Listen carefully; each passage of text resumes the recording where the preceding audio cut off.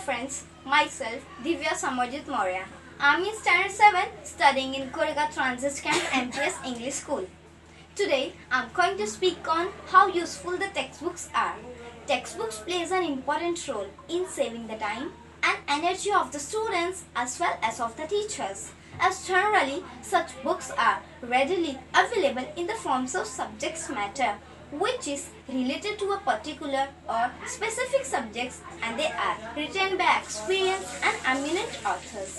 As we all know, because of lockdown, we are not able to go to school, but we don't have to worry because we have a wonderful friend, that's textbooks. Textbooks are very useful for us. We can read, we can write, we can make sentences, stories, poems and etc. from it.